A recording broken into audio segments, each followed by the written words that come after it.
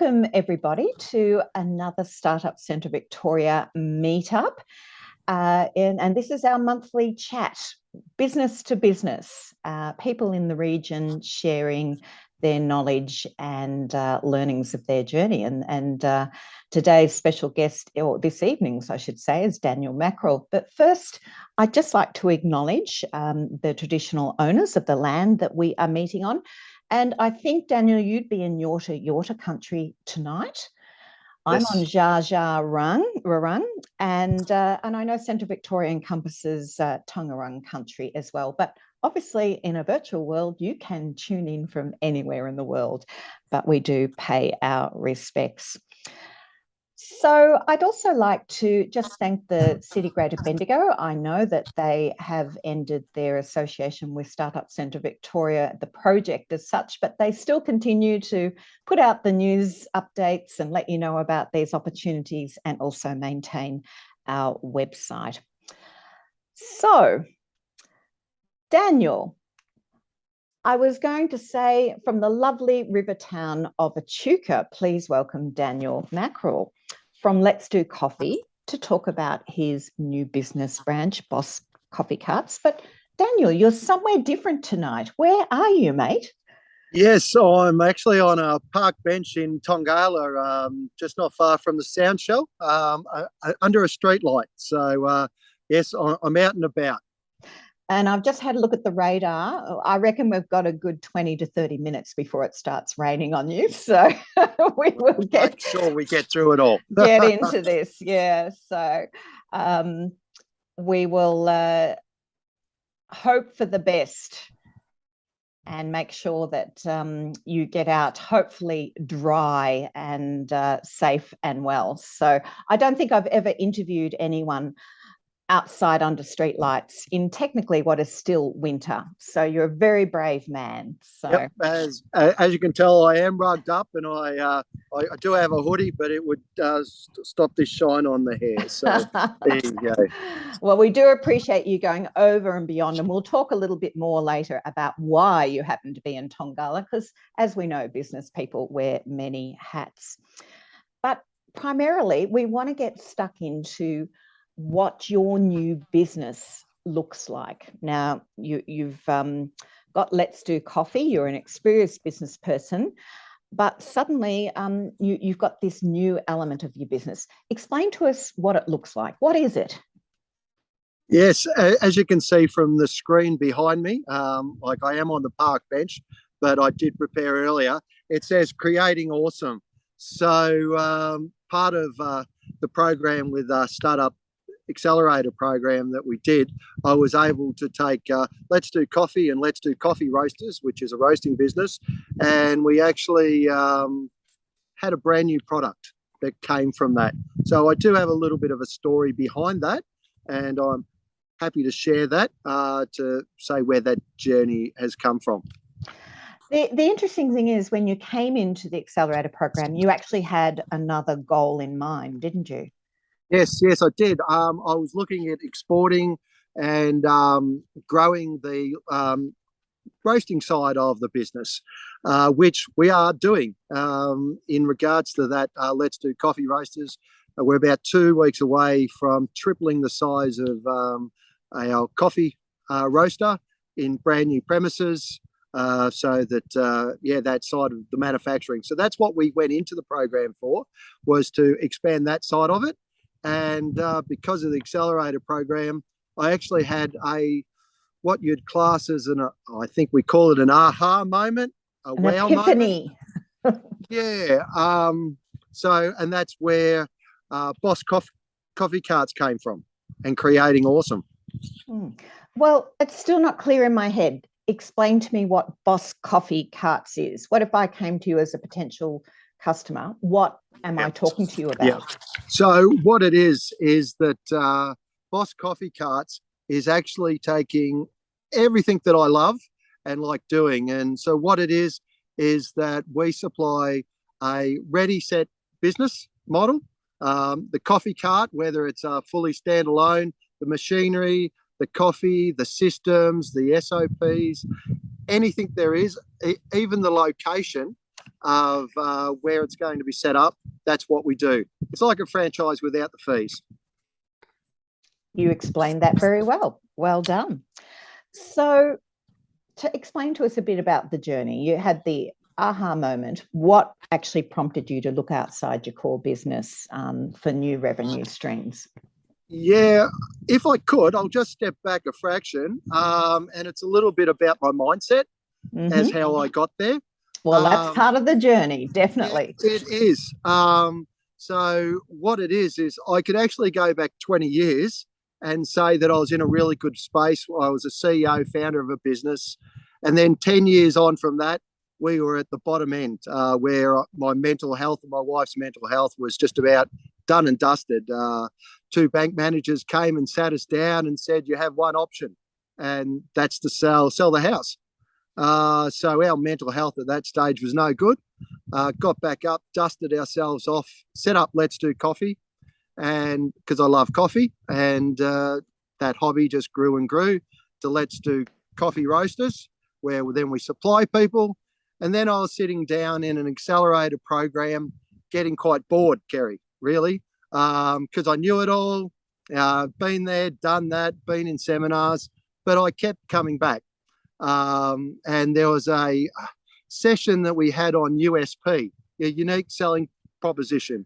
And, until that session, out of all my businesses, and I've had a lot, I never had a USP for anything. I smelt good, looked good, all that gear they say, but I never had a USP. So that was my aha wow moment.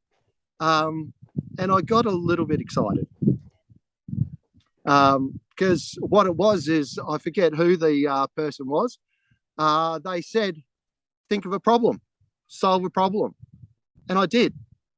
And that was, okay, what were people looking at in cafes? Low startup, it cost too much. Okay, can we have a low startup? Where's the information from?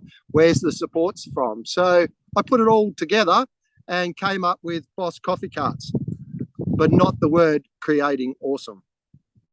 Okay. And honestly, entrepreneurs, that's what they identify a problem and they go about solving it. And just taking the time to think about, we do get in our routine of business as usual, and just having those reset moments, new conversations with new people in new places can prompt some great ideas. So yeah, well done. Yeah, it really did. For me, it was because I kept turning up, I think. I've had lots and lots of mentors over the time. I've paid lots and lots of people for great advice. And one of the key things many years ago, Miss Harwood, I think it was, from Bendigo, said that one thing to me, and that was that I look for all the butterflies. So I'm always looking around for other things and being distracted. But she mentioned the word focus, and I've taken that on board, and that's with the startup program, it was allowed to focus on that, which is follow an outcome until successful. So that's what I've been doing, is focusing instead of looking at all those butterflies, Kerry. Yeah, good on you. So what has been the process for developing this new element of your business? Has it been difficult, or have you had to go outside new networks to source what you need for this business? Well, this has been a real learning from me, is that it only took 90 days to create Awesome. It was 90 days from the start up of the startup to when I launched the product, but it took 50 years to get to that 90 days. Okay. So I'm 50 years of age, and from all the learnings, the people, the expertise. So the reason why I was able to create Awesome was because of a cat, Kerry. It sounds a little bit weird, but what happened was I thought, for once I might be very professional and ask somebody outside my expertise to do something for me. So I got on One Flare, found somebody, which is like a procurement type software. This person put on, I gave her a brief, and all that she said, Daniel, was, we need a tagline. And from there, I think it was actually in one of our sessions that I wasn't taking any interest in. And that sounds bad, but I was working on the business, not in the business. And I was writing down and I come up with creating awesome. And at that point, I went, like, I got a little goosebumps. I went, wow, I think I've got it. And then it was just from there, I go, that's it. Because that's what we do, creating awesome coffee, creating awesome smiles, creating awesome people that will create something for themselves. So for me, that's one of the burning things is fun. And now I've got a great tagline, and that was all because of Kat. Excellent, excellent. And so in terms of putting it all together, sourcing, because obviously there's physical elements to this in the what didn't go to plan? Just share with us. It can't have been that smooth. You've come up with a tagline, you've come up with the idea, but it can't have all gone to plan. Tell us what went wrong and how did you fix it, just between friends? Nothing's actually gone wrong. Mm-hmm. But to be honest, I have not sold one product yet of a Boss Coffee cart. The reason being is all the planning that we've done actually makes a sales funnel that only brings in the right people. So what happens is unless we connect and make sure that it's right for those people, and it can take 3 to 6 months to make that happen. So it is all working. One of the biggest things is budget. I had no budget. And expanding our coffee roasting side of the business on cash flow only makes it a little bit difficult. So the one thing I can say is a bank manager taking 3 months to not even get to a point of approving our loan makes it a little bit difficult. So finance. Yeah. So you just had to wait it out, did you? Or did you find a way to speed it up? Everything always happens. And it sounds really weird. Money just fell out of the sky. Let's say that. I was able to utilise money of ourselves that come through. Because my wife said, how are you going to fund that? I said, it'll just happen. So it just happens. And when the bank finally approves the amount of money that I need, well, I'll be able to give that back to ourselves to use that. So what has occurred, though, is because of the timeline from starting Boss Coffee Carts to now, we've actually found another part in the market which will actually allow us to duplicate and make our business exponentially grow. And that's what I'm working on at the moment. So we'll create awesome a lot quicker for a lot more people in lot more locations. So we've talked a lot about, what it is, Boss Coffee Carts. What does your ideal customer look like? What's in your mind? You must have thought about this a lot, who you're targeting and how are you doing it? Yep. Our ideal customer is a person that is looking at setting up a mobile coffee cart business. And that is our ideal client. So there's some parameters to that, of course. But that is the crux of it all. That is our point that we're working from. So it's not for somebody that has an existing business or just wants a cart. They need the support and the help. So it's somebody starting. It's that entrepreneurial type person, the person that's ready to give it a go. But they need that support. So you've built in the support mechanisms. So yes. It's for the inexperienced, certainly in terms of coffee, person to take them through that process. Yes, they could be a barista that's ready to go out on their own, or somebody that's going from a completely different field as an accountant and wants to be with people. So we have what we class as Boss Coffee consultants.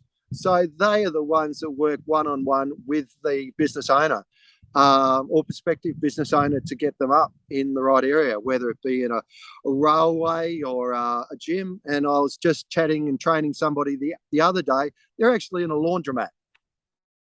And each day they pack it up with their little mobile bakery and pop out again. And now since February, they have 2 part-time staff working with them as well. So that's a success in itself. So the mobile coffee cart business is booming. So how are you going to get a return on, obviously you've talked about 50 years it took you to come up with a 90-day business. So that's an investment of a lot of IP and knowledge, experience. How did you come up with an appropriate price? Was that a difficult thing to do when it's a whole suite of a package of Yep. this? It's not just a physical product, it's actually got a lot wrapped up Yeah, into it. there's a lot of moving parts, and I've got a great big Excel spreadsheet that does a lot of it.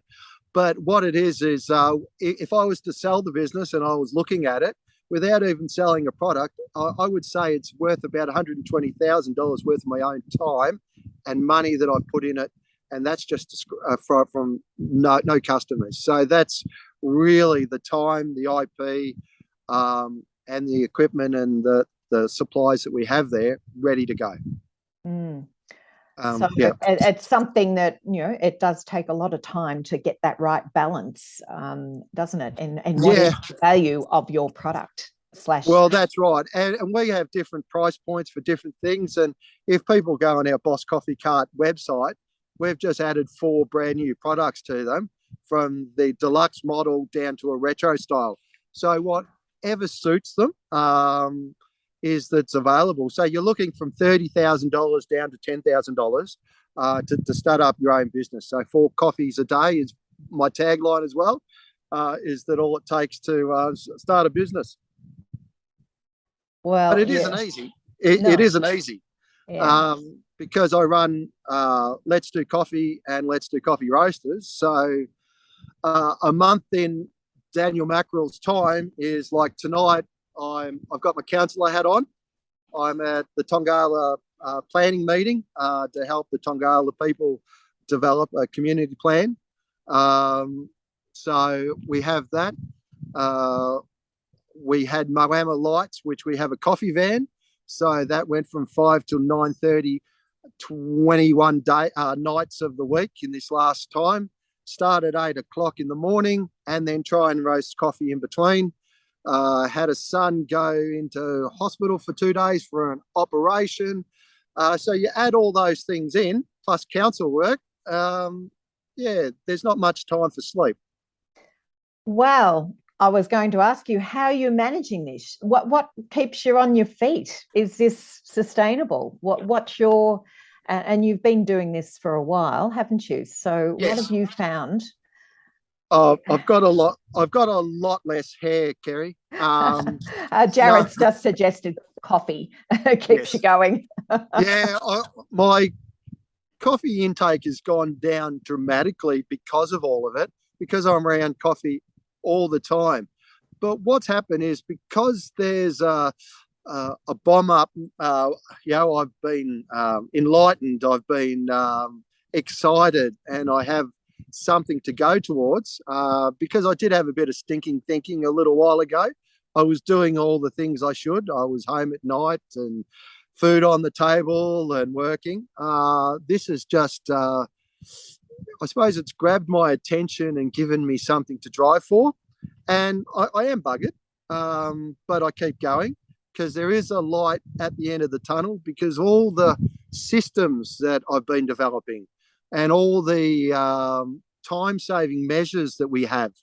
For an example, in the last 2 days, for our sales reps that are going to come on board, I've finalised a new program for business to business for them. So it's all the back-end things. But I think for me, Kerry, it's the support that I have from my family, my wife, for an example, that allows me to go out and do these things.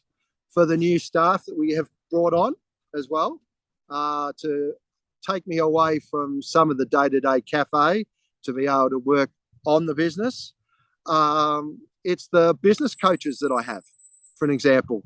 I've just got a new one on, and Phil may even be on the call tonight, because I sent him a message, and I'll start work with him on the 1st of this month to try and sell our business. And when I say try, it will be sold, and that's a Let's Do Coffee side of the business, because we can't do everything. and we just do the ones that we really can. And that's where one of our businesses will sell off, so I can focus until we're successful in that business. Excellent. Now, you mentioned staff, and it does matter who I interview and who we have in the room. One of the key things is, how do you, one, recruit and retain quality staff? Have you come up with a magic formula you can share with everyone? Yeah, you know the answer to that one. I think we all do. In the last 2 years, we've only been able to employ one person. Okay. And that's only been the last few months that I've even been able to get staff to be able to work for us. What I can do is get consultants and things like that for expert things in our business. But in regards to the day-to-day operations, it's been extremely difficult until now. So what do you think's changed now that's making it easier? Two things. And this might sound weird, is that it's my thinking has changed. So you attract people that you need at the time.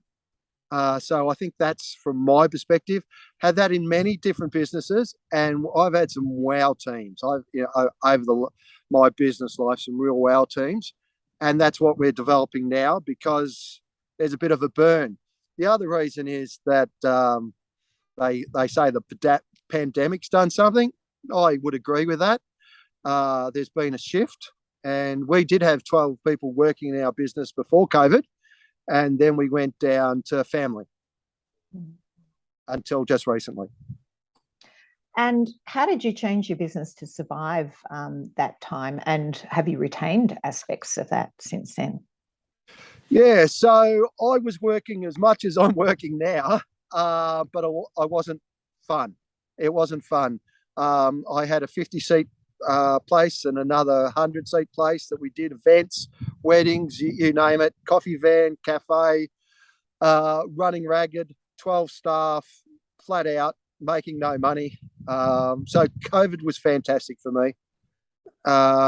We were going to change things anyway, but I was made to change. So we had staff that were with us for 10 years.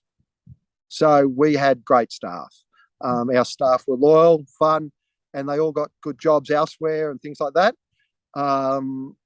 Yeah, so with me, we're more financially secure than ever. So those bank managers can go somewhere else.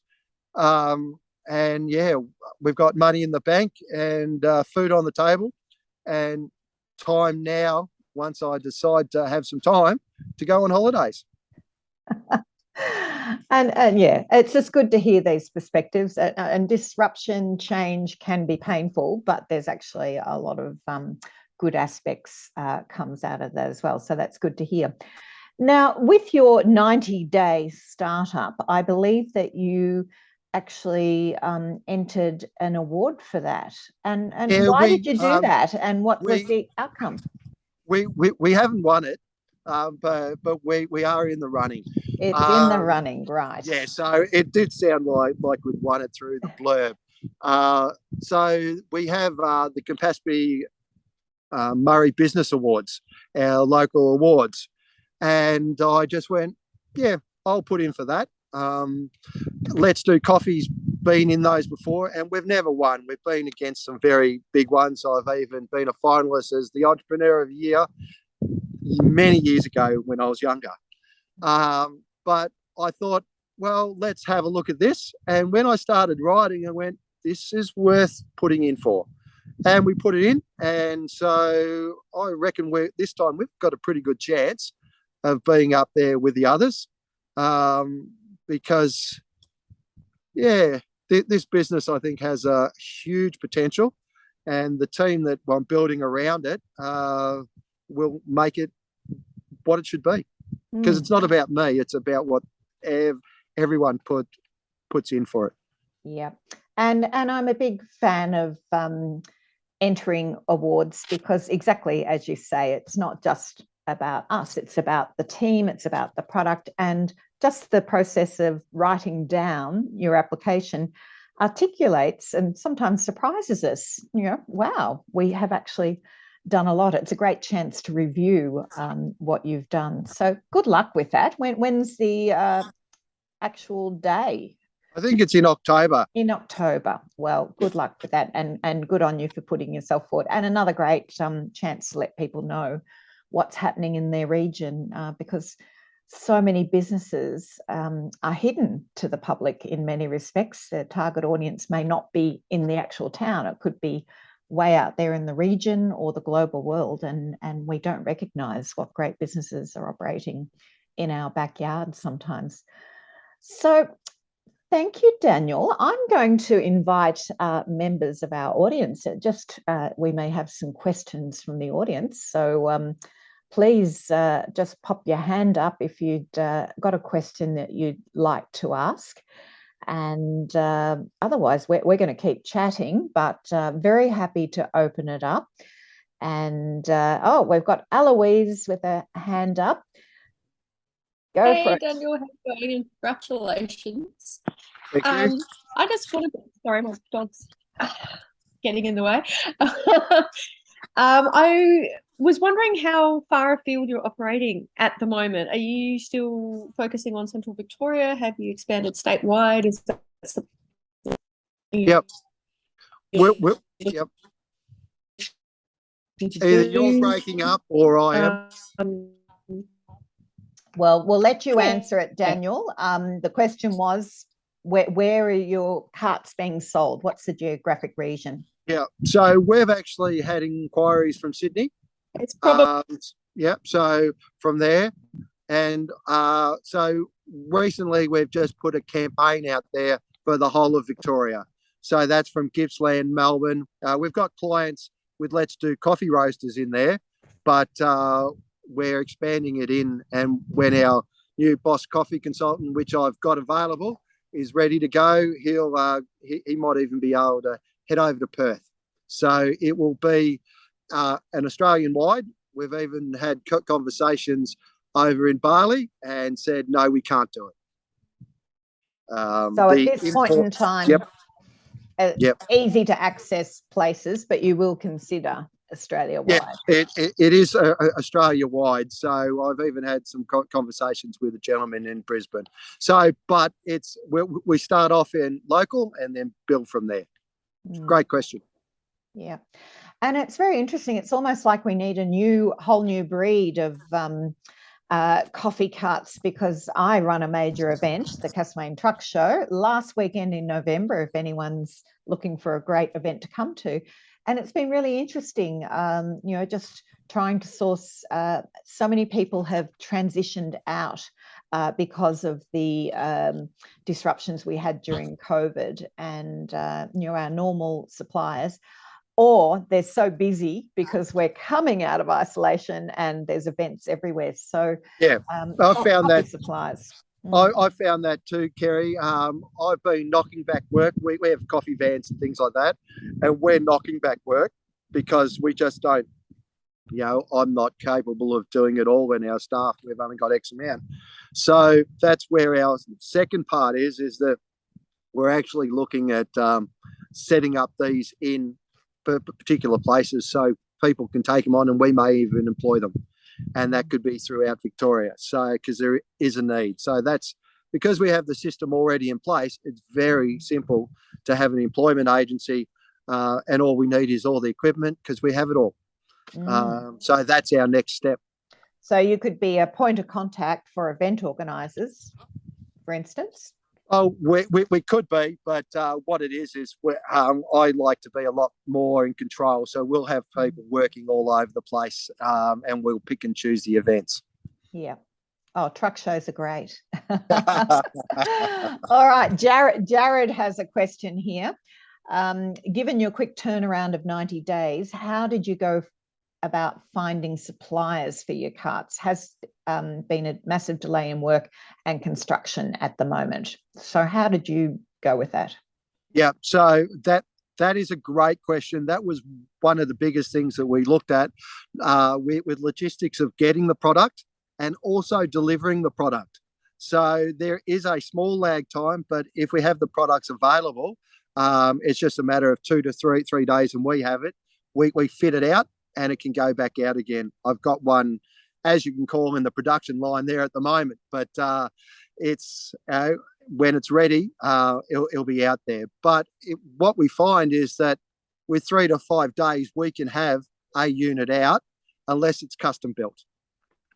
Mm.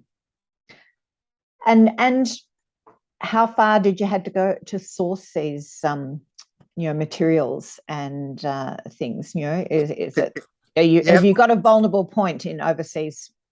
Yeah, so at the moment, some of the products can come straight from Sydney, ready made. Others are coming from Perth to Melbourne. So from Melbourne up to Echuca, and then we actually fit them out in Echuca. So, but because we have X stock at our, it is a shed at the moment until it goes into the warehouse in a few weeks' time. We have something available, so it's a matter of 3 days and it's back out. So I've made sure that we have stock, which means that I have to have a lot of dollars sitting in the shed. Yeah, and this is, well, the just-in-time supply mode would be good for that, but yeah. So the actual product itself, is it fairly basic, or was how to serve coffee? You obviously had a good sense of what was required for an event. You didn't take the patent path in terms of it being something totally new. It is just, or is it just a very practical coffee cart? Yeah, it started off as a practical coffee cart, and now we have available all the bells and whistles that is ready made, as in the equipment side of it.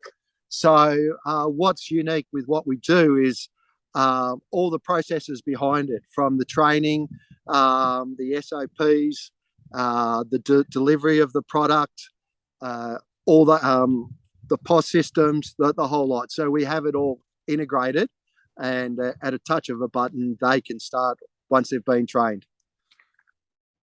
Yeah, so you put a lot of thought into the process of this. Yes, and it is developing all the time. Like there's, when I was chatting to our boss coffee consultant, we actually set up video tutorials so that we have that. And then how the ongoing support. So everything that I've learned in my hospitality career since the age of 16 is pretty much in this product. So anything that could go wrong, I pretty much know that can go wrong. All the right things, as in how much it costs for a cup of coffee, a straw, a sugar, is all inputted. So we can actually tell a person exactly how much they will make if they have X amount of customers. So you're doing all their thinking for them. Well, we're giving them the opportunity, and if they're ready for that opportunity, then we're able to work with them, because not everybody is ready for an opportunity at a particular time. Very astute thinking. So with all your years of business experience, and someone walked up to you and said, I'm thinking about starting a business, what would be your advice to them? I'm probably not the best person to ask in that way. From my perspective, if you should give it a go, jump in, take the risk, as long as you're ready for the risk. For me, I've been privileged. I just get to do what I want to do, and I've fallen on my face so many times, it's unbelievable. But we're all at different levels, so there's no set answer. And I had a staff member, ex-staff member, come to me to look at buying our business, and we decided it wasn't ready for her to buy our business because she wasn't ready. Does that make sense? Because you've got to be, yeah. You obviously cared about her and wanted it to be the right fit for her. Yeah, and it is. It's I wouldn't suggest anybody to jump in and buy a Boss coffee cart, because we wouldn't let them. We need to make sure that they're ready. It's not a big cost, but there's a lot of time and effort to make a fantastic business. We can give them all the support in the world, and we can even help them with their mindset. But it's about if they're ready. Mm. So you've seen a bit of change in the hospitality industry. What's been the biggest positive change to the way you do business that you appreciate in the time that you've been operating? Oh, I told you I'd throw you some curly ones, didn't I? Yeah. There has been a lot of change since the age of 16. So I don't know how many years that's 34 years. We've gone from just normal little pizza ovens to conveyor belts and all sorts of things. I think what it is that in my business, we can either make all the products ourselves, or we can buy in awesome products that other people make. And that's actually for us a time saver and a profit percentage booster. So there are so many people out there that do fantastic things. Why not utilize them? Yeah. So I think that's the change from just mum and dads doing individuals and getting up at 6 o'clock in the morning, as I did in a bakery, and getting your product ready to be able to have superb things already from frozen to plate even. So that is the biggest change, I think, for me. So where are you going? You've got an entrepreneur always has something else on the go, but where do you see yourself? You're obviously you've got a family to take into consideration. What's the plan? Where do you want to be in 5-10 years, Daniel? Yeah, that is again a good question, and I'm always working on it. So I'll say this: we actually went away for a weekend to the snow in the last 6 weeks.